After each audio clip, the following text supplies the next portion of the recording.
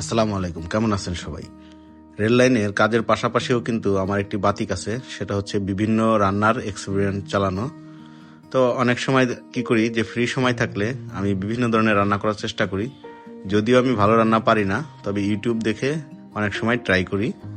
তো আজকে যেটি হয়েছে যে গরুর মাংস নিয়ে আসছিলাম রান্না করার জন্য। তো গরুর মাংসে এত পরিমাণ তেল দিছে, যেটি দেখে খুবই খারাপ লাগতেছিল যে এই মাংস আসলে রান্না করে খাওয়া যাবে কিনা। তো চিন্তা করলাম যে এই মাংস দিয়ে পেশোয়ারি মাংস রান্না করলে কেমন হয়, অর্থাৎ পেশোয়ারি ডিশ। মূলত পৃথিবীতে যত আবিষ্কার আছে তার অধিকাংশই কিন্তু দুর্ঘটনা থেকে, অর্থাৎ করতে চাইছে একটা, হয়ে গেছে আর একটা, এরকম একটি বিষয়।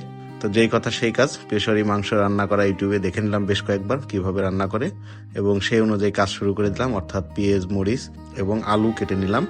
এর আগেও যে আমি এই ধরনের এক্সপেরিমেন্ট চালাইনি তা কিন্তু সঠিক নয়। এর আগেও কিন্তু আমি এই ধরনের এক্সপেরিমেন্ট অনেকবার চালিয়েছি এবং বেশিরভাগ ক্ষেত্রেই কিন্তু আমি ব্যর্থ হয়েছি।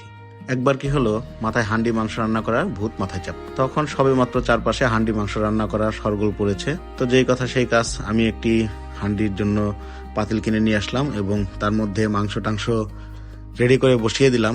তো যেটি হলো যে অতিরিক্ত প্রেসারের কারণে এবং হাই হিটের কারণে সে হাঁড়ি কিন্তু ভেঙে গিয়েছিল এবং অল্পের জন্য দুর্ঘটনা থেকে বেঁচে গিয়েছিলাম।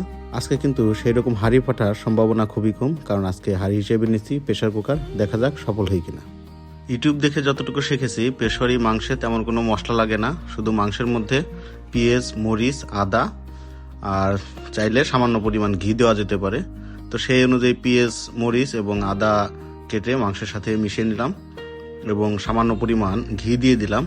তারপরে ভালোভাবে মেখে তার মধ্যে বেশ ভালো পরিমাণ পানি দিয়ে প্রেসার কুকারে বসিয়ে দিলাম। তারপর গুনে গুনে 20টা সিটি দিয়ে দিলাম। এর মধ্যে 10টা সিটি ছিল হাই হিটে এবং 10টা সিটি ছিল লো হিটে। তো এরপর খুলে দেখলাম যে আসলে মাংস ওই রকম প্রস্তুত হচ্ছিল না, অর্থাৎ শক্তই থেকে যাচ্ছিল। এবং যেহেতু এইটা এক্সপেরিমেন্টাল, তাই আল্লাহর নামে বসিয়ে দিলাম, অর্থাৎ একটানা 50টা সিটি। তো 50টা সিটি দেওয়ার পরে এক প্রকার মাংস, হাড্ডি সবই একদমই নরম হয়ে গেল এবং আমাদের যে এক্সপেরিমেন্টটি ছিল সেটি সফল হলো, অর্থাৎ খাওয়া দাওয়ার উপযোগী হলো। তো এই ছিল আজকের এক্সপেরিমেন্ট। মাঝে মধ্যে এরকম এক্সপেরিমেন্ট করে থাকি। এখন থেকে আমাদের এই এক্সপেরিমেন্টগুলো মাঝে মধ্যে আপনারা আমাদের পেজে দেখতে পারবেন। নিজের তো 10-11 দেওয়া দরকার, সিরিয়াসলি। এক্সপেরিমেন্ট সফল হতে ভালোই লাগছে। আমাদের কাছে রুটি ছিল না, তাই বাইরে থেকে রুটি কিনে নিয়ে আসছিলাম খাওয়ার জন্য। এবং সামনে কি কি ধরনের এক্সপেরিমেন্ট চালানো যায় অবশ্যই কমেন্ট সেকশনে জানাবেন। চেষ্টা করব এক্সপেরিমেন্টের জন্য নতুন কিছু রান্না করা যায় কিনা।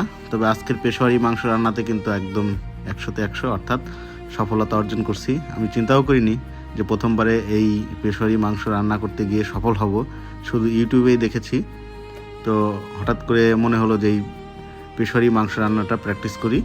তো প্র্যাকটিস করে দেখলাম প্রথমবারেই সফল হয়েছি। এই মাংসটি রান্না খুবই সহজ এবং আপনারাও চাইলে আমার মতো চেষ্টা করে দেখতে পারেন। ধন্যবাদ। আসসালামু আলাইকুম।